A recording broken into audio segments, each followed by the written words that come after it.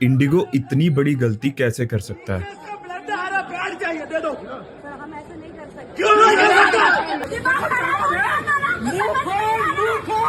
मुंह खोल। अब इस पे मुंह खोलना तो बनता ही है, क्योंकि ये हंगामा सिर्फ डीलेज का नहीं था, ये लोगों की जिंदगी का था। जनवरी 2024 में डीजीसीए ने पायलट्स के रेस्ट और ड्यूटी का नया रूल अनाउंस किया, और जब 1 नवंबर से रूल्स लागू होना चालू हुए, पायलट्स कम पड़ गए, रोस्टर टूट गया, और ये सारा कुछ एक चेन रिएक्शन की तरह और खराब होने लगा, और पायलट्स थकान से परेशान होकर एक साथ छुट्टी पर निकल गए। कुछ ही दिनों में इंडिगो ने 500 से लेकर 1000 फ्लाइटें कैंसिल कर दी। पूरा नेटवर्क कोलैप्स हो गया। नतीजा, किसी का रिसेप्शन रिमोटली चल रहा है, किसी की प्रेग्नेंट वाइफ घर पे अकेली थी और वो टाइम पर पहुंच नहीं पाया, कोई सर्जरी के टाइम हॉस्पिटल नहीं पहुंच सका, घंटों एयरपोर्ट पे खड़े, ना कंफर्म बुकिंग, ना रिफंड, ना कोई गारंटी। ऐसी कई सारी परेशानियां लोगों को फेस करनी पड़ी हैं, क्योंकि ऐसी बड़ी कंपनियां अपनी जेबें भरने में लगी रहती हैं और हमारे बारे में बिल्कुल नहीं सोचती।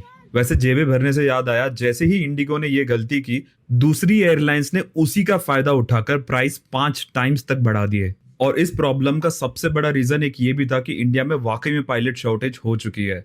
इंडियन पायलट्स गल्फ कंट्रीज और वेस्टर्न कंट्रीज मूव हो रहे हैं, क्योंकि वहां पे पैसे ज्यादा हैं और शिफ्ट्स बहुत अच्छी हैं। और ये गैप इंडियन एविएशन इंडस्ट्री में साफ नजर आ रहा था। बड़े बड़े एक्विजिशन हो रहे थे, जैसे अदानी ने 820 करोड़ देकर एफएसटीसी जैसे फ्लाइट ट्रेनिंग सेंटर को खरीद लिया और ऑफिशियली पायलट ट्रेनिंग बिजनेस में एंटर कर लिया। जब मार्केट इतना क्लियर सिग्नल दे रहा था, तो इंडिगो पीछे कैसे रह गया? और आपके हिसाब से इस गलती का असली जिम्मेदार कौन है, मुझे कमेंट्स में बताइए।